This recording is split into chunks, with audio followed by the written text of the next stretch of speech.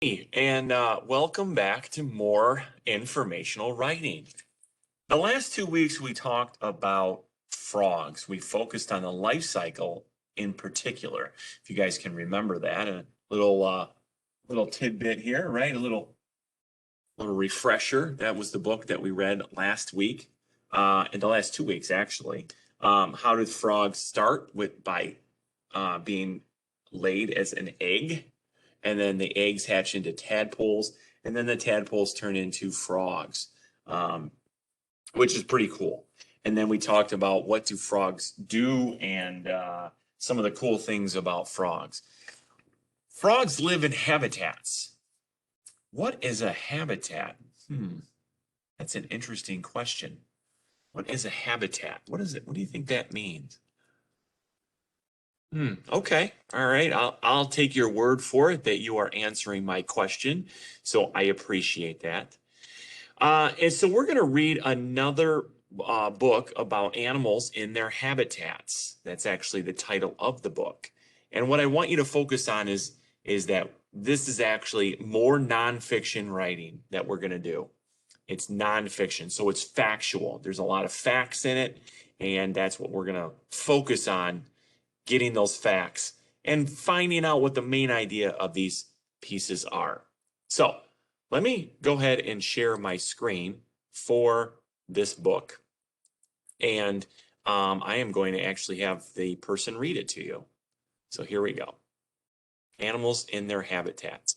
And you can see here a nice little picture of a little sparrow in a tree, looks like. Probably a nest that he built. And I love this picture. This is the table of contents, and it shows a ton of different animals. The polar bear, I love the gecko, the giraffe, the bear. The camel down here is cool, the red and black grasshopper, and this is probably one of my favorites, the little sand lizard, just cute little guy looking out there. It's amazing. I love the barn owl. Okay. We are going to start here. These are some of the words that you have to look for, and they're important. So we're going to define them, give you the definitions. And we use definitions in kindergarten with pictures, okay? And then there may be a little sentence there too. Words to think about. Animals. Animals live in many habitats. Beak. The woodpecker has a sharp beak. Claws. The polar bear has sharp claws or nails. Habitats. Earth has many different habitats. Shelter. Animals find shelter to stay safe. Webbed feet. The duck has webbed feet.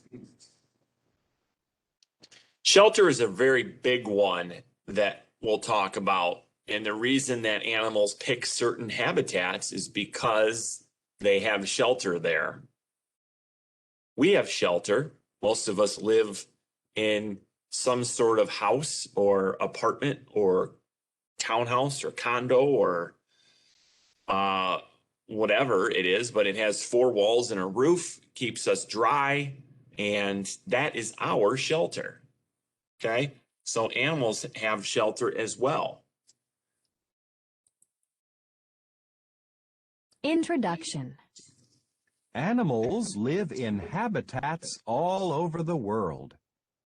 Every animal needs air, water, food, shelter, and the right temperatures to stay alive.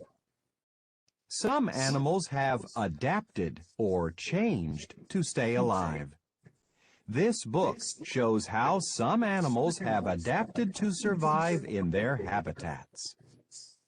A giraffe survives on a savanna because it can reach food that shorter animals cannot. Long neck. Long legs. Bald eagle. Antelope. Porcupine. Penguins. So in this introduction, we have very cool words that I just talked about. One was shelter. We have animals, and habitats. They're bolded because they're vocabulary words. We just learned about them on the previous page. This is a very, very important sentence that you will learn for a very long time, all the way through school. Every animal needs 4 things to survive: air, water, food, and shelter. It does say the right temperature to stay alive as well. We won't necessarily learn about temperature in kindergarten, but you will when you get a little bit older, definitely. But these 4 things are very, very important.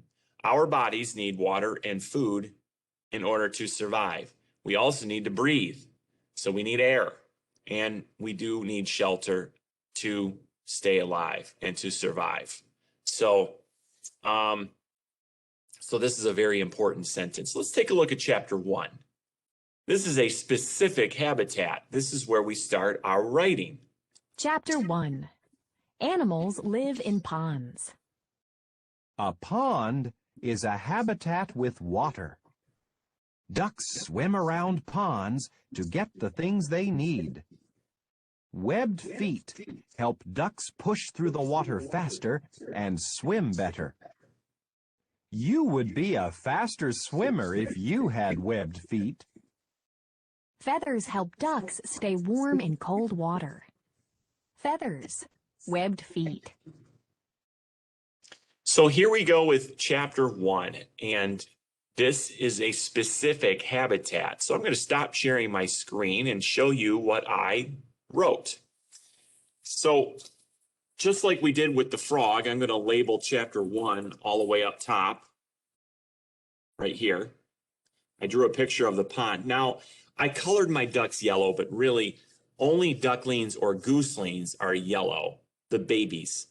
So there's really no yellow ducks in the world out there. I should have probably colored my ducks a different color, but that's okay. I came up with this title, Life in a Pond, and my sentence was the very first sentence in the chapter. I just copied it. It's a perfect main idea topic sentence. A pond is a habitat with water. It's perfect. It's very simple, and it tells us exactly what the pond is, which is exactly what we're looking for. I also have some facts, but I'll show you those tomorrow. What I want you to do is draw a picture as well. Please label the top chapter 1, give me a title, and give me a topic sentence. Have a wonderful day.